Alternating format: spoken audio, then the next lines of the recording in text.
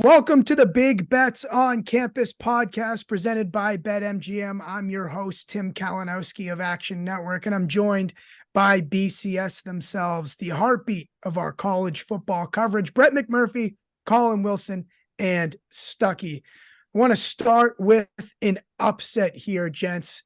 Kansas 38, Oklahoma 33. We could all smell it coming, so congrats to people on Kansas. I actually grabbed Kansas in game of the year before the season started, and I still was able to cash that, luckily, even though the line kind of ran away from what I got. But, we also have the college football playoff coming out tonight, and we'll get to that. But I want to start with Stuckey. Does the Big 12 champion now, are they possibly going to get squeezed out here of the playoff? Because not in tonight's rankings necessarily, but when it's all said and done, because now this hurts Oklahoma's resume and also hurts Texas's resume a bit, because obviously the win over Oklahoma. What say you? I mean, it depends. Look, and by the way, I wouldn't say we all saw it coming because Collin changed his mind midweek. Hold on. I saw it and I backed off.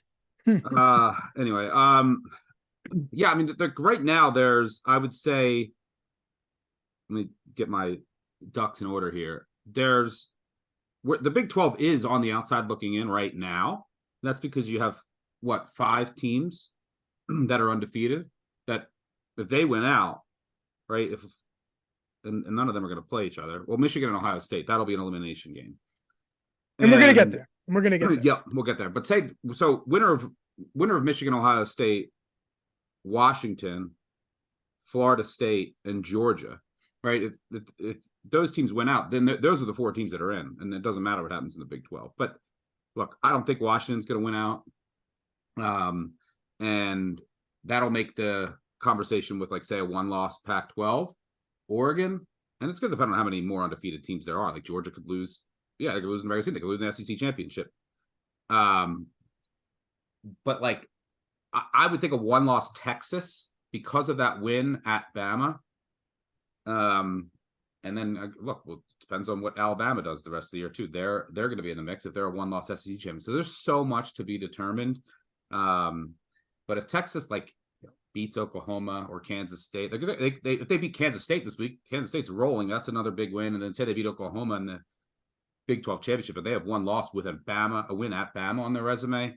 It's going to be hard to leave them out unless, like I just said before, those 4 other teams are undefeated. And there's nothing anyone can do. There's nothing Oregon can do. There's nothing Alabama can do, or Texas or Oklahoma. So I would say as of right now, yes, they're on the outside looking in. But my sneaky suspicion is that if Texas does wins the Big 12, has one loss, they'll probably get in, because I just don't see all the other teams going undefeated. Yeah, and Brett, we'll get to you because I know your team Pac-12 cannibalize each other.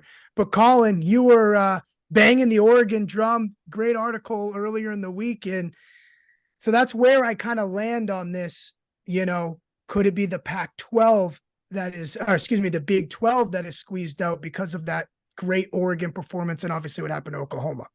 Well, my bold prediction for the college football playoff is that Texas is going to slot at number 7 and Alabama is going to slot right behind them because of that victory. They value those head-to-heads pretty well, although I, from a power rating perspective, have Oregon above Washington, which I seem to catch a lot of flack on social for, but Oregon is just the better team than Washington. And right now, it looks like the Big 12 is the team that's going to cannibalize itself because they don't have a team that has a mulligan being you can lose a game. Washington can still lose a game and still make the playoff, as to where, we've got 5 teams with one loss in the standings in the Big 12. Iowa State is a player in this. Kansas State is coming to wreck everybody's plans are. And Oklahoma, I don't trust them to win out.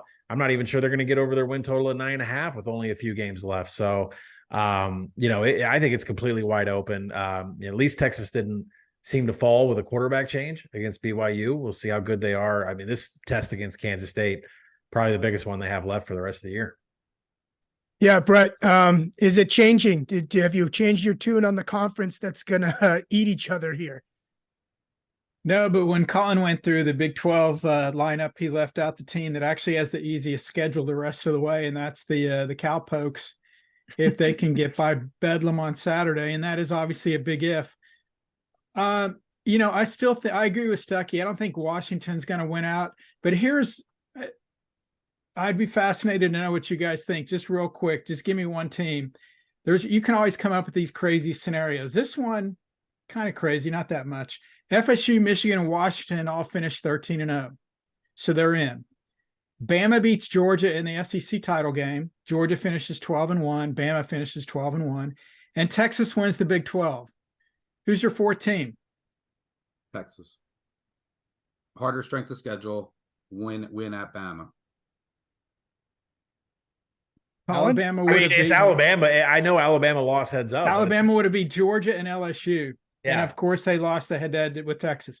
I think you're right, Stuckey, but I don't those committee members not putting an SEC team in, their chairs may electrocute them when they vote if they don't have an SEC team in that top four. But that would be fascinating because you're right, the head-to-head matters. But you could also have a one-loss Oregon team in there. That would get interesting. Like throw the one-loss Oregon, who beats Washington, one-loss Texas, and then one-loss Alabama, one-loss Georgia with a couple undefeateds.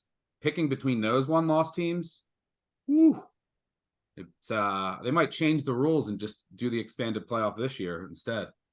And the Michigan Ohio State loser would have one loss. But they're out. They don't play any. They don't have any wins in the non-conference. So that's why they got to run. They got to run the table. Somebody does.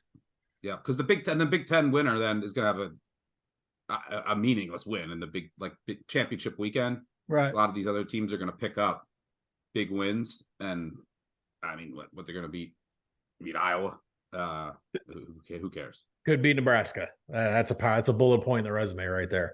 It actually hurts Michigan or Ohio State to play Nebraska, Wisconsin, or Iowa in that championship game versus everybody else. But the winner of the conference is obviously going to be in. I'm just kind of praying it's not Ohio State. If they beat Michigan, sure enough, they'll win the Big Ten championship, and then probably setting up one of the biggest wagers I'll have the entire season would be against Ohio State in the semifinal. Yeah, the team that plays Nebraska or whoever in the Big Ten championship, that's like the person in high school that has to drop gym because it lowers their GPA. Like, they have a 4.5. Those were the worst kids ever. Brett, I actually took gym to raise my GPA, but what was your question? No, that was me too. But there was plenty of people that would happen. It made you feel terrible. So the first college football playoff is coming out, and first rankings are coming out. Tell us why this doesn't matter. This don't matter. They drag this thing on. It just matters the last one, the 48 hours that they spend in the room, whatever, for the last one. Because there's 5 more rankings, and what they end up with is not going to matter with this initial ranking. People think based on where they're ranked in this first ranking that as long as they win out, they're going to be safe. They won't drop. That's not the case. They'll move people around. But one thing, talking about futures here for people that have an interest in that, keep in mind, this is the 10th year of the playoff. In the previous 9 years, at this point of the season, we've got 4 regular season games left. 30 of the 36 teams that made the playoff were ranked in the top 6 at this point of the season. So when you see tonight's rankings, basically when you look at the top 6, your 4-team playoff is going to be in there. Now, obviously, it's not guaranteed. Of the 6 teams that were outside the top 6, 3 of them were ranked number 7. So you don't have to go much further than that. And then the outliers were Oklahoma was number 9 in 2019. Ohio State was number 14, came all the way back to get in. And then the biggest climb of all, the Sooners in 2015, they were number 15 with 4 weeks to go and made the playoff.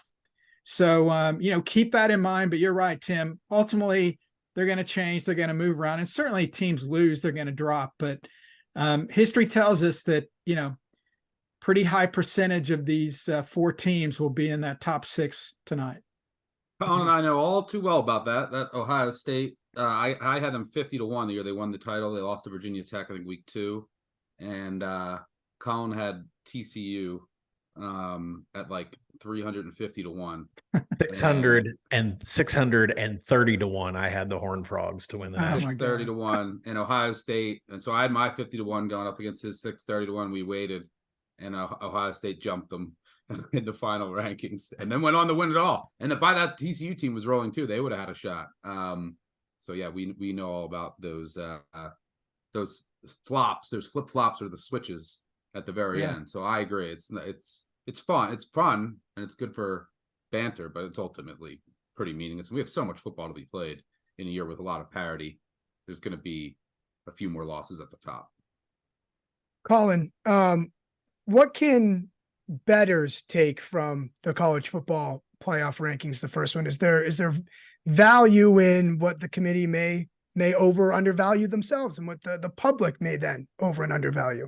So every Tuesday, there's going to be an article that comes out that looks at the futures perspective that I like to put out. It'll include the bracket, exactly how we're seeding these brackets. Essentially, it's who's the Big Ten champ, who's the SEC champ. And the point of this article is to get ahead of the College Football Playoff Committee. Odds makers absolutely take the numbers down and repost them right after the rankings come out. So if you can take a guess about where the committee is going to put them, you have a pretty good idea who's going to take some steam on their numbers. Now, this week was a little vanilla because last week was all about Oregon. Oregon beats Utah. That 30 to 1 has a ton of value. And now it does. This week, it wasn't as clear with all these big games coming up. The one team that I centered on where their odds are probably never going to be this way again, that's Florida State at 6 to 1 to win the national title. Their schedule is the easiest by far. I think they have a 90% chance to sweep the remaining schedule, including the ACC championship game. So that number at 6 to 1 probably going to end up being plus 350 by the time that we get to ACC championship weekend. So it's not a spectacular future, but it's one where a team is going to be in the top 4 and there really is not any kind of exit strategy to get them out of there. Now, could they go get Narduzzi this weekend? Of course. But from a point spread perspective, Florida State should not be challenged between here and the end of the season. Yeah. I also want to say, you mentioned Oregon, a great call there. That's been cut to 14 to 1 to win the national championship on BetMGM, and Bo Nix now 6 to 1 to win the Heisman just after last weekend. I'd also, Tim, I'll throw in there 2 other teams. LSU at like, I don't know, but they're probably like 50 to 1 somewhere. You know, because they're like one of the teams that needs help, a lot of help if they win out. But you know, if they beat Alabama this week, and I actually think they're going to, but we'll talk about that later in the week, their odds will go down. You kind of want to just look at the schedule. I also think an interesting one is Texas, because they're at what I don't know, 18 to 1 probably, and somewhere 16 BetMGM 16 to 1. Because if they beat Kansas State here, which is going to be their toughest test, as Collin said, the Kansas State team is playing really well right now. If they beat Kansas State, I'm pretty confident that they're going to run the table.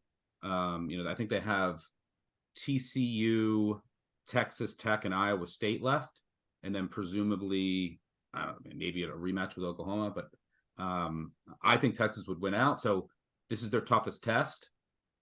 If they lose, they're done, right? But I think if they win this game, you're not going to see odds where they're at again, and you also could get a chaotic result or 2 elsewhere. You know, Bama could go down. So I think Texas and LSU are also worth a look this week. Yeah. Brett, we talked about remaining undefeated teams. There's 5, or, you know, if you don't want to count Air Force here, but 5. And in Georgia, Florida State, Washington, Michigan, Ohio State, they're going to play each other. When you look at these remaining schedules from Georgia, Florida State, Washington, is there a team, I guess it's Florida State, but who should be the most concerned about being tripped up here? And, you know, I guess who has that smooth sailing to to maybe undefeated and conference championship? Because I'm really looking at it through the lens of, I think Georgia could be surprisingly in trouble. Yeah, I don't think Georgia's going to be in trouble.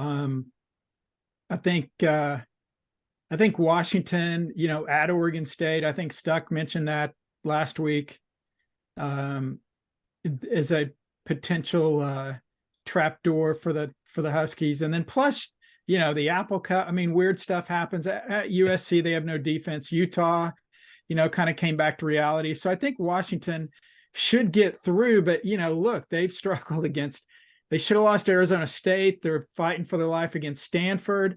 They held off Arizona. They probably shouldn't beat Oregon.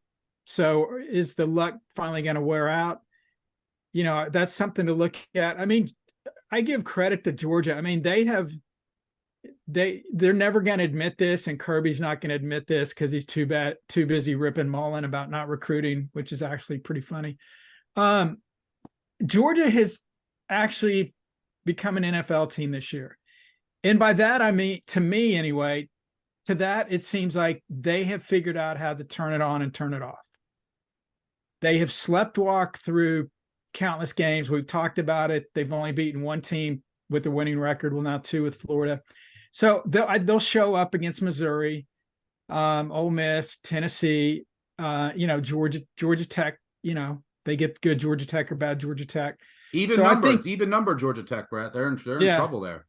Well, they're I think Brent Key's like 4-0 against ranked teams and 4-8 against unranked teams. So yeah, crazy. They lose to Bowling Green and Boston College at home, whatever. But no, I mean, you look at the schedule and I think Georgia's looks tougher. I just think, Tim, they have figured it out that when these teams get their attention game, now it could bite them in the ass, but so far they've been able to play up to the level of competition. And obviously, if they get Alabama in the SEC title game, and I thinks LSU will beat Alabama, but I think Alabama would be a tougher matchup for Georgia because Alabama may actually play defense, where LSU they'll score 100 on LSU. So long-winded answer. I think Washington's got the tougher test. Georgia will rise to the challenge. I'm just trying to channel my inner Collin here from that TCU year that, I grabbed Missouri 500-1. So Collin, is it, do you agree with Brett in that Georgia's just through that lens, an NFL team? Yeah, I don't understand the negativity around Georgia. I don't think they're going to drop a game. This offense is explosive now. I saw it coming when they lost Brock Bowers. They had to go to 11 personnel and start hitting Dominic Lovett and some of the other guys on the team. And they're just a much more explosive unit now. That being said, I really wanted to take Missouri this week. I desperately wanted to hit Missouri on open. Number came out about 17-18. It's a number I power rated 13.5 against Georgia this weekend.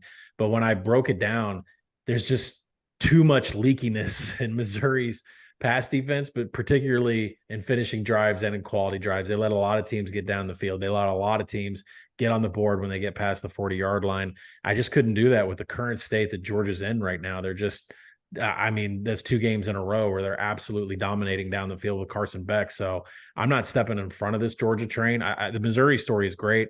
I love it. They're playing solid football. There's nothing fraudulent about what they're doing with Brady Cook's passing, the way the defense is playing. But this is another level against Georgia. And Drinkwitz gave Kirby a hell of a time last year. Missouri lost by 4. That was in Columbia. So we'll see how they do over in Athens. But there's no way I'm stepping in front of Georgia right now.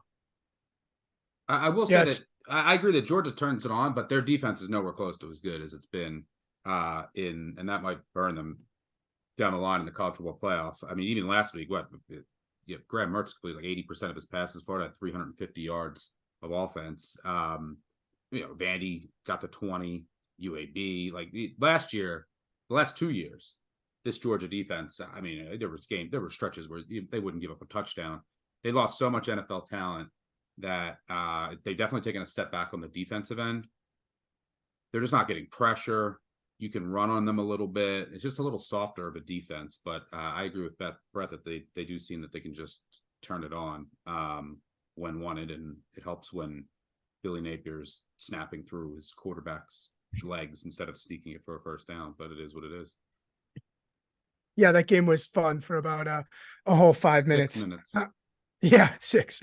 Well, it's Halloween. I got to ask, I have a feeling this group, doesn't love Halloween. Just a lot of betting, a lot of watching football, a lot of work to be done.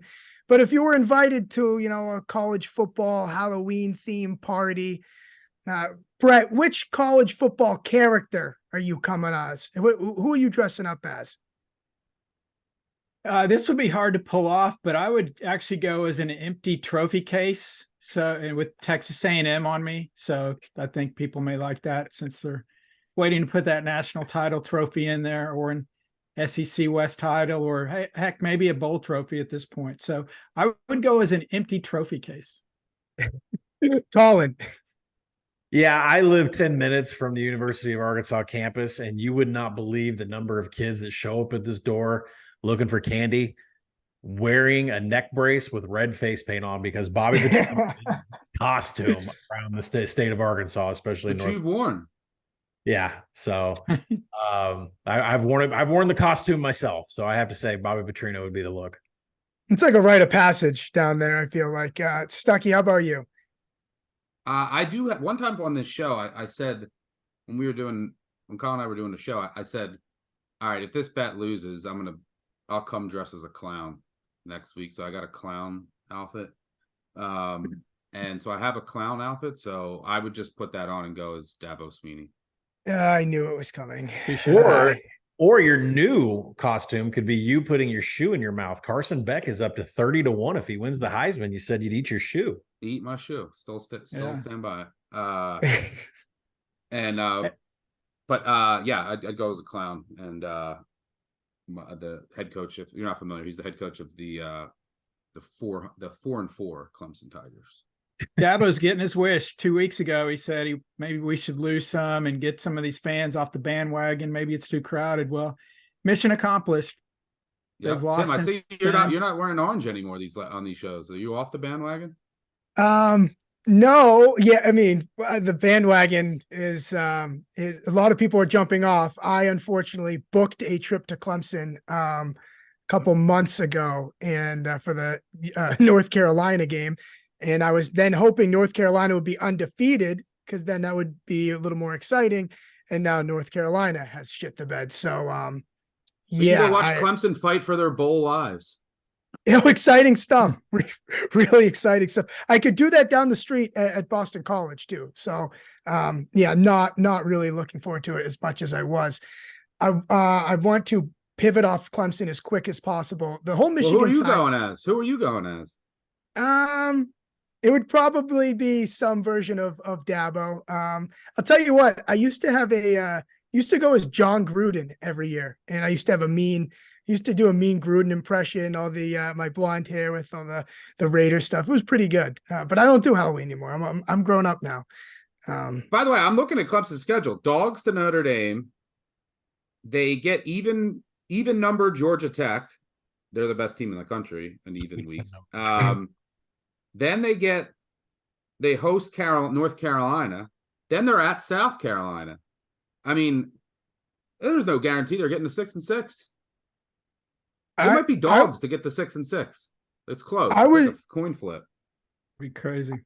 I was told, from our producer Matt Mitchell, that I could jump in at any time I wanted and steer it the other way. So, I'm going to do that right now. I'm looking at the outline. It says Clemson schedule analysis, 13 minutes. So let's get into it. I just want to know when Dabo is accepting a job at the CW as an analyst. That would be the sheer irony right there. Hey, Brett, have you ever seen anybody as pissed as Dave Durin after that game talking about Steve? I don't know if I've heard a coach say something like that. He is so awesome, man. You're just talking to him on and off the record. He will tell you exactly how he feels. And then sometimes after he says something to me, I have to say, is that on the record? And he's like, hell yeah. But yeah, that's look, these coaches, we talked about it, anything to motivate their teams. But Dave Durin, what did he say? You should share what he said. He said somebody let Steve Smith know that we're not a basketball, that we're not a basketball school or we're a football school. I can't remember the exact context, but he was hot pissed in that post-game interview. I mean, had a look on his face like he was going to mess somebody up.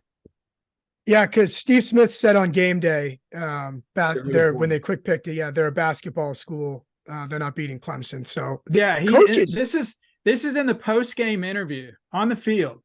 Tell Steve Smith in the studio this ain't a basketball school. Yep. He can kiss my ass. Yes. Love Doran. I love Doran. I have I a love good Doran, friend. too. I know his kid. His kid stayed at my house before when visiting with another friend. Really nice guy. Shout out to little Doran. And I would say NC State's probably a baseball school. I don't know. Sorry if I'm going to offend people in Raleigh, but go ahead, Tim. No, I have a friend who's a big NC State fan, and every week he either sends me something he hates about Doran or something he loves, and I can't decide. Do you love him? Do you hate him? Like and then this week he was, throwing it in my face after, I had to flip through to find. It was really, really tough flipping through to find Clemson on the Collin Wilson network, the CW. It was quite the fall from grace from automatic Saturday night ABC Fowler Herb Street every week. So, yeah. By the way, I'm kidding. NC State is a football school. If you couldn't get my jest, but go ahead. We can move off the Clemson talk for now. Okay, fair enough. Hey, one last one with Doran. So, last 2 years ago, they were supposed to play in the Holiday Bowl, and then UCLA canceled, 3 hours before kickoff. So their final record was 9-3. When they hand out their team rings at the end of the season, it has 10 rings. And he's asked about somebody checked with the NCAA, and they said it's not a forfeit because they canceled the game, so it doesn't count as a win. So officially they're 9-3, they're not 10-3. And Doran, again, on the record, I think it was at a press conference, he goes, well, NCAA, no clue at all. So, here we are playing Dave Doran's greatest hits, but sorry for the hijacking this with Wolfpack talk. At least Ryan Collinsworth will listen to this one. I didn't know that's where we were going to go, but it was pretty good. I like that. And every player then has a story when they show someone that ring. So I'm down for that. That works.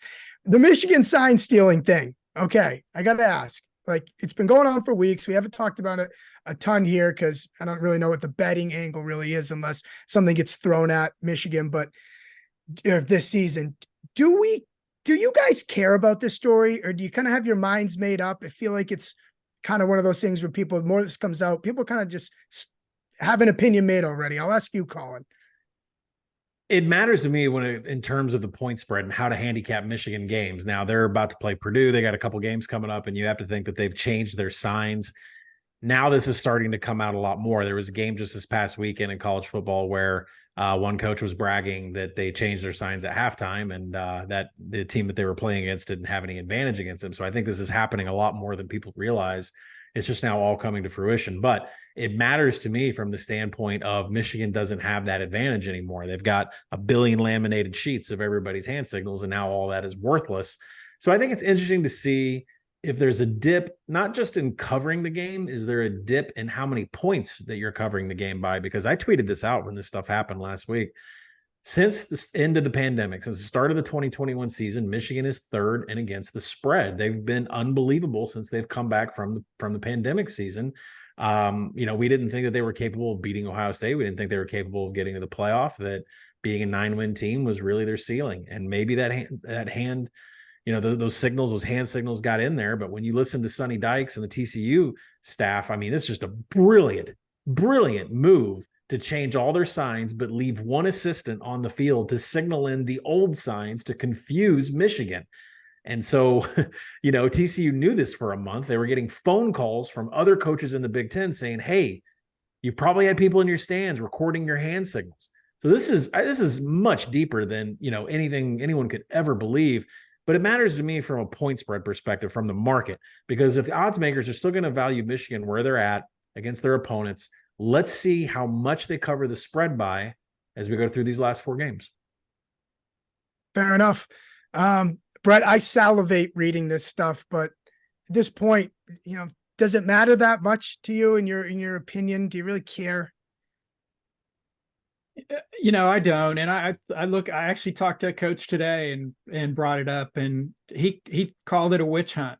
So I think the best way to sum it up, it's like anything else. If you're a fan of Michigan, you justify that it's not that big a deal. Everybody does it. There's no specific penalties for discipline. And if you're not a Michigan fan, then they should get the death penalty. They shouldn't go to the playoff. Harbaugh should do a perp walk and resign. So, it's the bottom line is the NCAA is not going to rule on anything this year. They're going to go to the playoff. They're not going to be held out of the playoff or anything like that. I said on Green Dot Daily last week, I said, look, the NCAA moves at a glacier pace. By the time they finally resolve this thing, Harbaugh will be in his second year coaching the Bears. Stuckey, how do you Chargers. feel? Yeah, Stuckey, how do you feel? Maybe the Patriots, they bring the same operation over there. Stuckey, how do you feel about it? Yeah, I'm sure those cheaters would welcome him with open arms. He's always welcome here in New England. Always welcome. I'm kidding. I don't really care. I'm tired of this. I don't have time for this. We have weekday MACtion, college basketball coming up. I don't have time for this nonsense. Yeah, I mean, every team does it to some extent. We'll see if it has a dip. I also think they could use it as a rallying point, and then just we're getting disrespected, and then against with these big spreads at the end, just keep scoring, which Harbaugh's done in the past. So for example, this game against Purdue this week, I have no interest in betting either side. I could maybe Purdue has a little tiny edge with what Michigan was doing. I don't know, but also Michigan might just want to be hold up a big middle finger to everyone for all this, and keep putting up touchdowns at the end. So the good thing is Michigan has some games with actual interesting spreads coming up, Penn State, Ohio State. We could talk about them then, but I'm over this story. Wake me up at the very end when it's all meaningless now, when everyone's already gone, and then they come up with whatever they found, and then it's not even going to matter. So I'm off. Wake you up when it's over. And as Brett said, we're 2 years into the NFL. Yep. Quick reminder, we're brought to you today by Manscaped, who's taken a step up from Balloween to bring your face the cleanest shave it's ever seen. So this season, no need to toil in trouble. Manscaped's all-new Handyman is the best way to get rid of that stubble, featuring a compact design and next-gen skin-safe technology. The Handyman was designed to give you that smooth finish without the mess of a traditional shave. Get the sweetest treat this Halloween by going to manscaped.com and use code BBOC for 20% off plus free shipping. Halloween costumes might take effort, but beard grooming doesn't need to with the Handyman. Get 20% off and free shipping with the code BBOC at manscaped.com. That's 20% off with free shipping at manscaped.com and use code BBOC for a look as sweet as candy. Get yourself the Handyman from Manscaped. Well, we were talking about manifestos in Michigan. We have a MAC manifesto, the MACtion manifesto. Stuckey, we have games this week. MACtion's back, 2 games on Tuesday, 2 games on Wednesday. Do you have anything that's catching your eye, a best bet quite yet, or, any storylines? I just wrote 10,000 words on the MAC, so make sure you check that out. Spent a lot of time on that, just updating everyone on where these teams stand. And there's a lot of change. 9 of the 12 teams are either down to their backup quarterback or rotating quarterbacks. It's a mess. But Tuesday night, Buffalo Toledo under, I think is worth a look. This Buffalo team is atrocious. I mean, they've beaten 3 dregs, and they were lucky in overtime. This is a team that played Akron. It was 13-10 in overtime was the final score. Both teams had 250 total yards. They put up 37 against Central Michigan. They had 3 pick sixes in the game. This Buffalo team's bad. There's no explosiveness to the offense at all. It is dink and dunk, and they try to run it, but there's no explosiveness in the run game. On the other side of the ball, Toledo's offense, it's still missing a little bit. It's just a little off, and I think it's at the receiver position. Daquan Finn still throws a bit too many turnover-worthy throws. The running game's really good.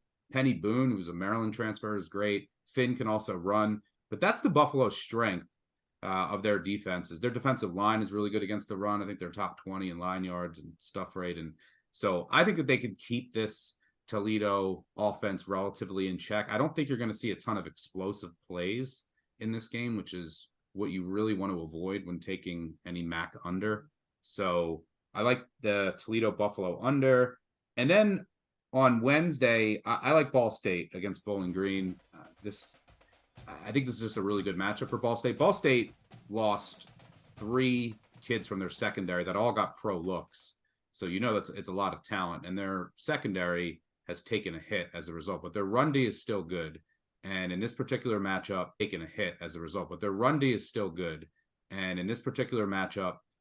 you look at a Bowling Green offense, it's one of the worst passing offenses in the country. So they're not going to be able to take advantage of Ball State. Bowling Green really, once they have an excellent back and Tevion Stewart, they want to pound the rock, play ugly. But Ball State can match up with them in that department. You need, like, if you have a really good passing attack, you can abuse this Ball State defense, but that's just not what Bowling Green has. So yeah, I like Ball State here as a dog. So under in Buffalo on Tuesday, Ball State is a dog on Wednesday. A guy who can talk about the Ball State secondary. That's someone who's qualified to write a MACtion manifesto. Collin, anything catching your eye? Yeah, I mean, I'm going to touch on that Buffalo Toledo game, and the spread is extremely high. It should be. It's justified. That's where it should be for Toledo and Buffalo. But at the same time, if you look at Toledo's games, they're only 3-5 against the spread, and they're only covering by a margin less than a single point. Almost every single game they've been in this year has been a one-possession game almost the entire time through. There's no splits on the quarters, like they're better here, they're better there. If there's one big advantage here for Toledo, it's in the middle eight. There's a huge discrepancy between what Jason Campbell and Maurice Lindquist has, but I'm going to end up eventually going with Buffalo. I think there's going to be massive steam on Toledo about 90 minutes before kick, and I would like Buffalo in the first half if we can get it to 10. Like Stuck said, there's not going to be any explosives in this game whatsoever. And when you deep dive down into this Toledo defense, specifically in the front seven, you have to look at and see what they do against inside zone. That is all Buffalo runs, is inside zone. Like 62% of all their rushing attempts are inside zone, and Toledo's pretty average. I mean, they allow some explosives. That's not what's going to happen, but they're not very good at success rate either. So I think Buffalo can hang or at least stay within one or two possessions. So in the first half, I'm going to look for it if it gets to 10. And then in the other game, I took the under. That thing went all the way down to 44. 45 is key. So if you can get under 45, that's good. But with Northern Illinois and Central Michigan, you're just same thing. You're just not going to get a whole bunch of offense. These two teams are terrible in quality drives. These two teams are terrible in finishing drives. Jace Bauer took over at quarterback. He's not going to be able to beat anybody on this team. So, he's 6-9 big time throws, turnover worthy plays, and Central Michigan's 110th in quality drives. It's just going to be a lifeless game without points. Same as Wednesday. Take the under on Akron and Kent State. I make that number 31.5. I think it's down to, specifically under 40 right now. I think it's going to continue to go down, but it's just lifeless. It is the two most lifeless offenses in all college football is Akron and Kent State. So we're going to take an under there. A lot under happy here on Tuesday, Wednesday. Yeah, the only thing you got to worry about that in that Akron Kent State toilet bowl game, which is just absolutely horrifying, is just short fields and turnovers. Like Akron, they lost their quarterback for the year, DJ Irons. They've been using Undercuffler, and then this Tech transfer is not ready. Undercuffler holds the ball for decades. So he's a walking turnover. He fumbles all the time. He throws picks. And then Kent State, because I agree. I mean, I think it's under nothing there. But Kent State's tried two quarterbacks. None of them have worked. Their new head coach came out last week and said, we're just going to try a bunch of new guys. I don't know what that means, but the Southern Miss approach. Yeah, the only fear there, I mean, they have a Kansas State transfer in Lewis, and then they have Cargman, who played some last year, like deep backup in blowouts. So maybe you see them. I don't know that, but the only thing I'd be worried about is just like short fields. Akron special teams are a dump. Like they just fumble punts. They get them blocked. They also can't make field goals, which is good. I think they've used 3 different field goal kickers, and they're 6 of 13 on the year, but that's the only thing I'd be worried about. But yeah, I'll shut up rambling about Akron special teams now. Yeah. The zips and the golden flashes there everywhere. I wish we could play a highlight of terrible defense, terrible stuff, right? Yeah, this team, but no quarterback. That was phenomenal stuff. Brett, anything for you're looking at here? Tuesday, I like or tonight. Tonight, I like NIU at Central Michigan. The Chips are decimated by injuries. Star quarterback Bert Emanuel remains out. He will not play tonight. The Huskies 3-1 in league play. Their only loss on a failed 2-point conversion against Toledo. They still have a slim, and I mean a slim chance to get to the MAC title game, but that means Toledo's got to lose twice. That likely is not going to happen. I just think NIU's the better team at this point, and what settled it for me, they are second in the MAC defensively. Central Michigan is second to last defensively. I think NIU takes care of business against a decimated Chippewa squad. Yeah, Northern Yeah, Illinois laying points on the road there. I was going to say we are almost guaranteed, and now it's the MAC, so I should never say that, but it looks like we're going to get Toledo, Miami, Ohio, MAC title game, because both of those teams have pretty easy schedules left, and they have, effectively 2-game leads over the second best team because of their head-to-head win. So Miami, Ohio with a huge win over Ohio, who's just starving for a MAC title, but looks like they won't get it this year. Come here for the college football playoff predictions. Stay for the MAC championship predictions. Brett, it's time. Stumper. Here we go. Sources Stumper. I'm really excited about today's question. Tonight is the first, as we talked about, is the first of 5 college football playoff rankings. Today's Sources Stumper has 6 answers.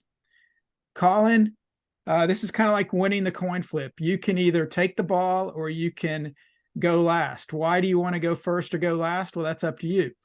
You get 1 point for the first correct answer, 2 for the second, and so on, up to 6 points for the final answer. Collin, do you want to go first, or do you want to hear the question first? No, I'll let Stuck go first. Okay, Stuck, you're up.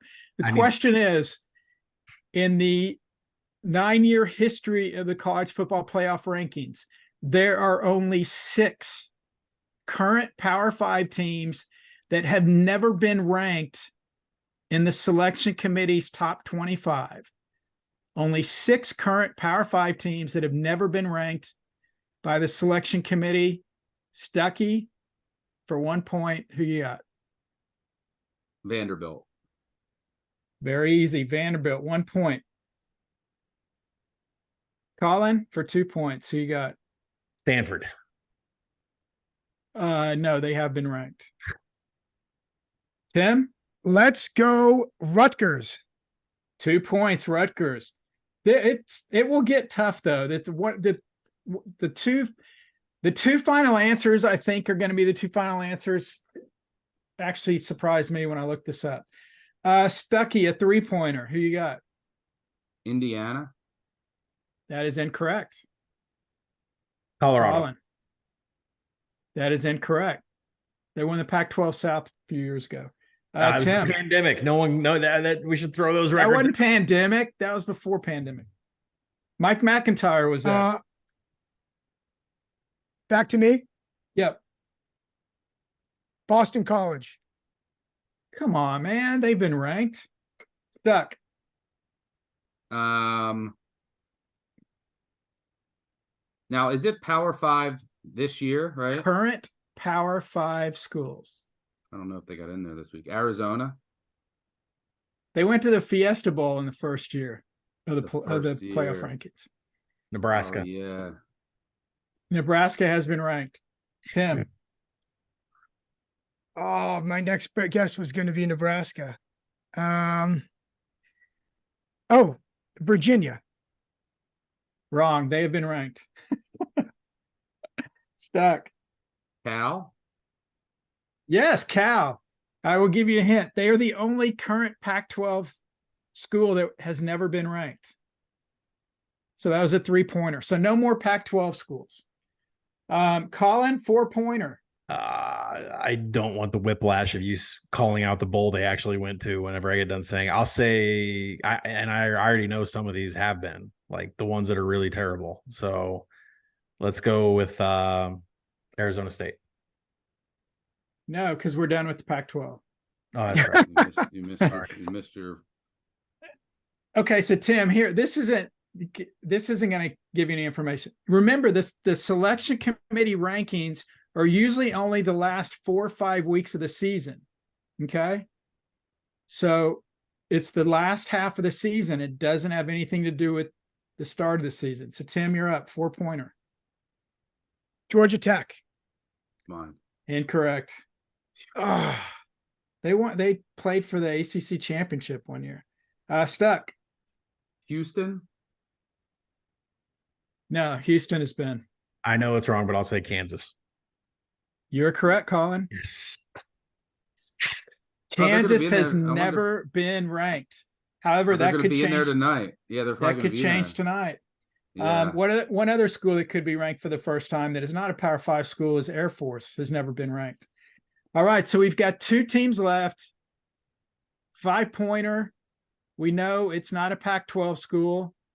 I'll give you another hint. It is not an SEC school. Vandy and Cal were the only 2 from the SEC and the Pac-12.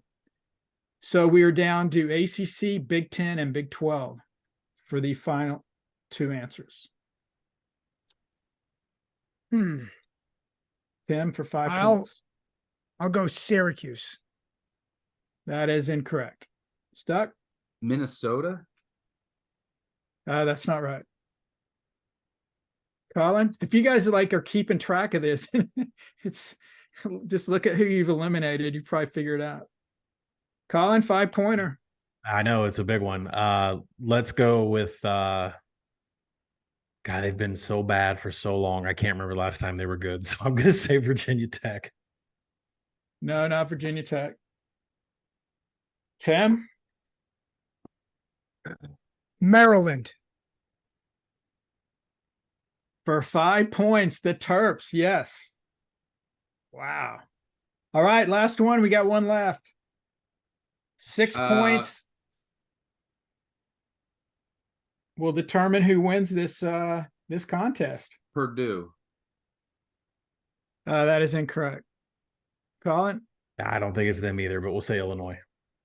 No. No, not Illinois. Tim? We had have we closed out another conference? Did Well, we? you don't need more hints. Maybe, but I'm not Doesn't gonna get hints tell with ya. this kind of point. No way. You know, it's one of Okay. those 3 conferences. I'm gonna try. Could they have been ranked? No, that would have been wrong.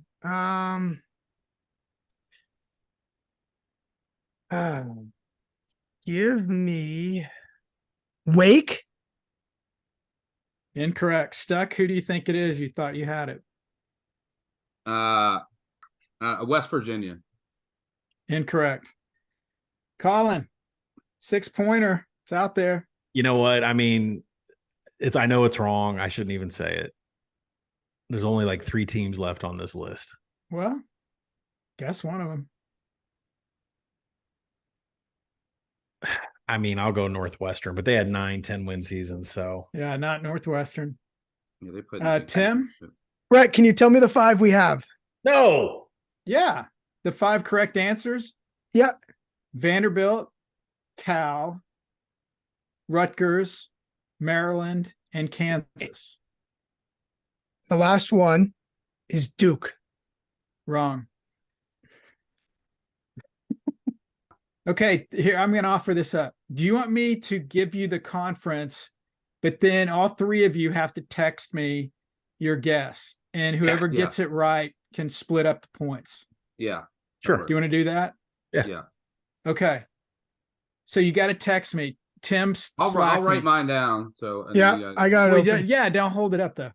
Yeah. Tim, slack me. Collin, text me. Stuck, text me.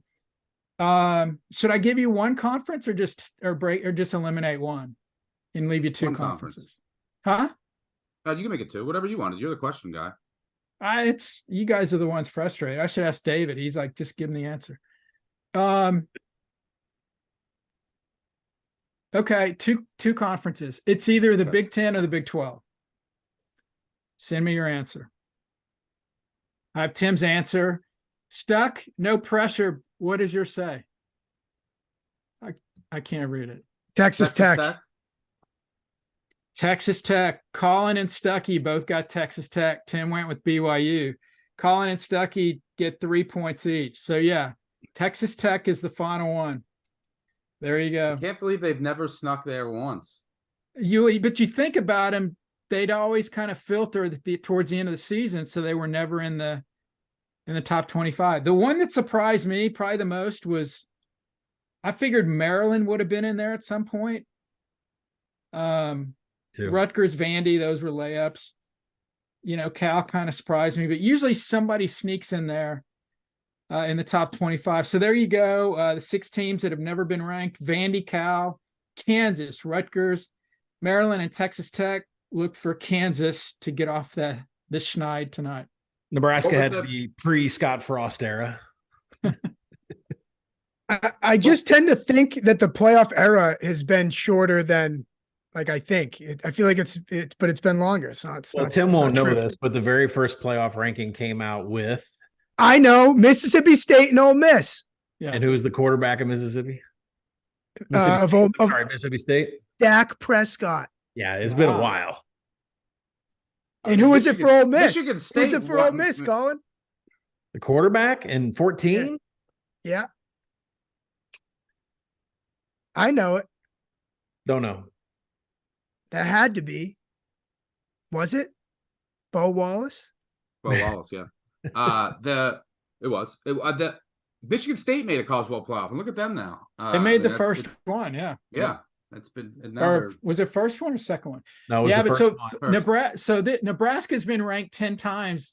They were actually in the top 10 in 2016. Wow. So yeah.